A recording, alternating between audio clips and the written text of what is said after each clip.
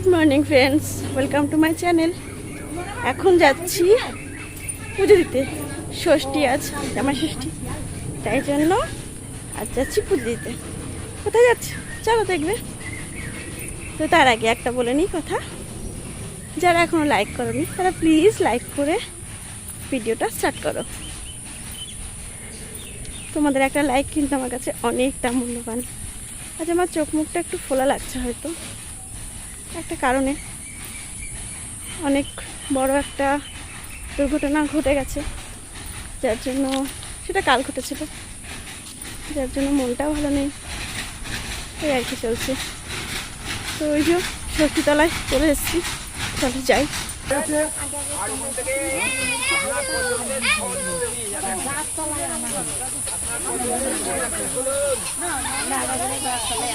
আপনার পছন্দের ফল একটা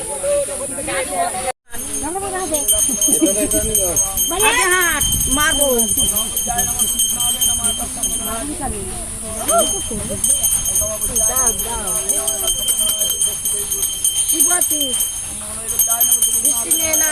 সামনে নাও, পুজো হয়ে যাচ্ছে।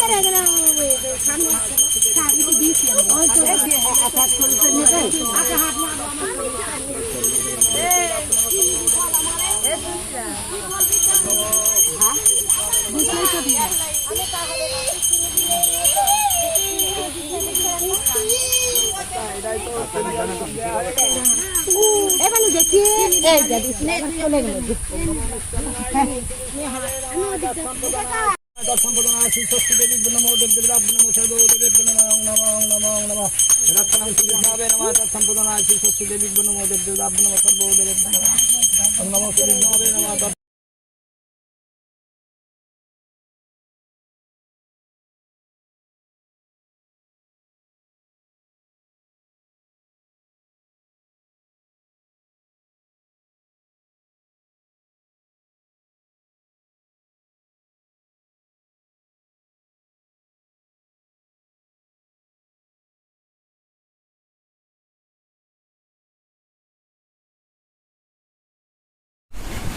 চলে এসছি, এসে চেঞ্জ করে ফেলেছি। এই যে নাইটটা পরে নিয়েছি, কারণ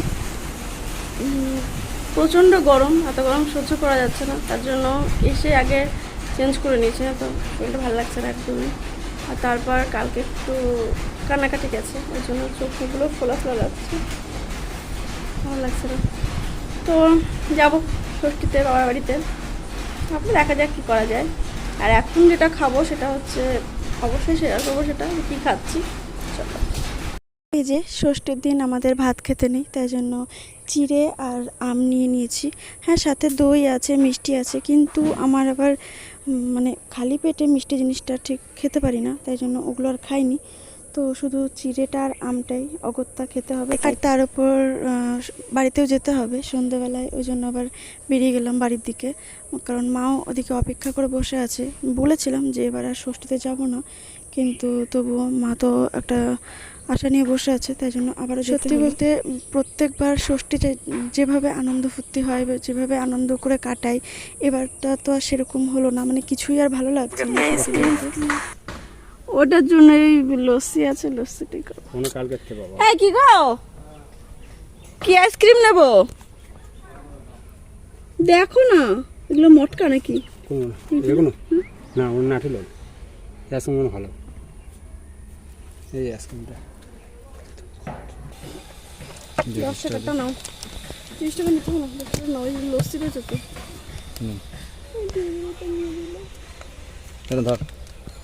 ধর। তো ষষ্ঠী দিনটা তো যে হোক করে একটা মানে কাটলো। তো এবার পরের দিন, ওদিনকা এবার কিছু রান্না বান্না মা করেছিল, দই মিষ্টি সবই ছিল, খাসির মাংস ছিল, মাছ ছিল, কাতলা মাছ, এগুলো করেছিল, সবটাই আর কি ছিল।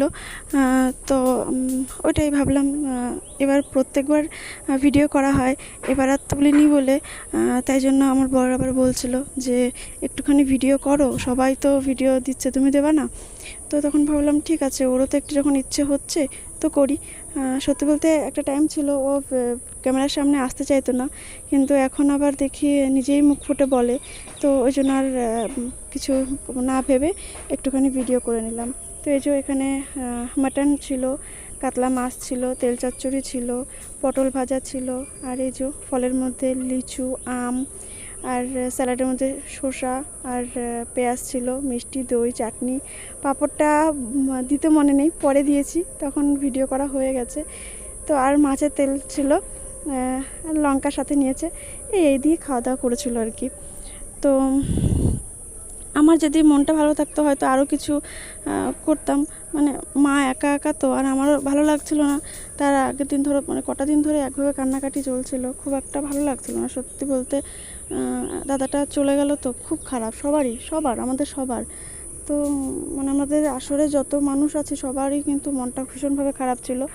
তো ভালো লাগছিল না, চোখ মুখও জ্বালা করছিল, শরীরটা ভালো লাগছিল না। তাই জন্য মাকে বললাম যে মা আর কিচ্ছু করতে হবে না গরমের মধ্যে। তারপর এবার তো গরমটাও বীভৎস পড়েছে, তো এই জন্যই আর কি কিছু তেমন করা হয়নি। তো যাই হোক, এবারে ষষ্ঠীতে এভাবেই কাটালাম। তো আর কি বলবো বলো, এবার আর কিছু বলার নেই।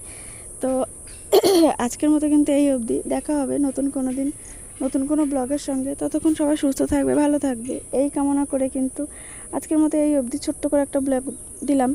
তো সবাই একটু পাশে থেকো। তো চলো আজকের মতো এই অবধি, দেখা হবে নতুন কোনো দিন নতুন কোনো ব্লগের সাথে। ততক্ষণ টাটা, বাই বাই।